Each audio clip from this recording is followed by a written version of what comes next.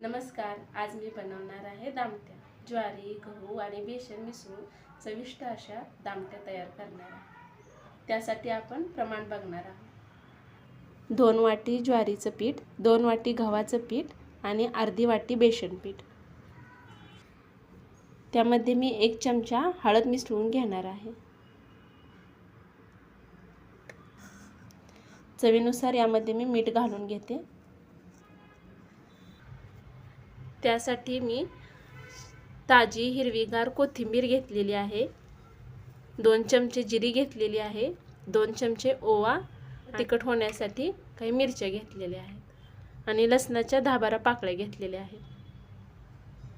ते सर्व आता मी एकत्र मिक्सरमध्ये बारीक करून घेणार आहे. बारीक केलेलं वाटण मी पिठामध्ये मिसळून घेते. बारीक चिरलेली हिरवी कोथिंबीर पण पिठामध्ये आपण थोडीशी मिसळून घेऊया. पिठामध्ये मी आता थोडं थोडं पाणी घालून घट्ट तिबून घेते. घट्ट गोळा तयार करायचा. लागेल तेवढंच पाणी पिठामध्ये घालायचं.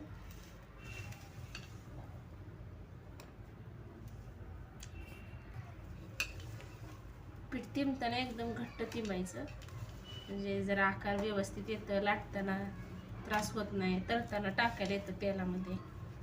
पातळ केलं की तेलात टाकताना चिरतेत, मोडतेत लगेच.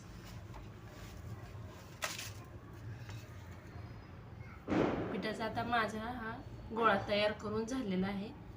खूप पातळ पण नाही आणि खूप घट्ट पण नाही, एकदम मध्यम असं गोळा तयार करून घ्यायचा. दामट्या तळायसाठी मी लोखंडी कढई घेतलेली आहे. आता दामट्या तळायला त्यात गरम करायसाठी तेल ओतलं. तेल अगदी जास्त हाय फ्लेमवर गरम करून घ्यायचं. दामट्या लाटण्यासाठी मी थोडंसं गार तेल घेतलेलं आहे.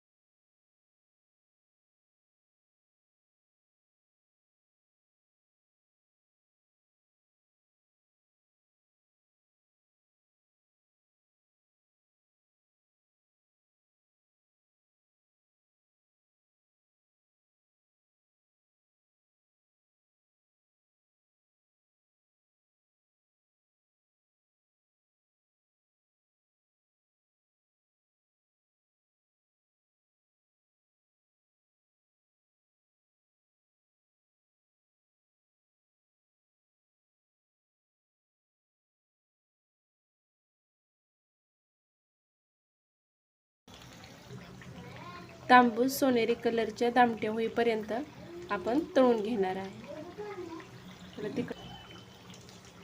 दामट्या आता तयार झालेले आहेत.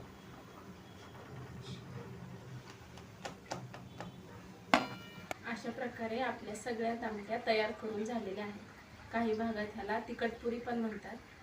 आम्ही बनवलेल्या दामट्या कशा झाल्या हे आम्हाला कमेंटमध्ये नक्की कळवा. आमचा चॅनेल बघितल्याबद्दल आम्ही तुमचे आभारी आहोत. आमची रेसिपी आवडल्यास लाईक करा, शेअर करा, आमच्या चॅनेलला सबस्क्राईब करा. धन्यवाद.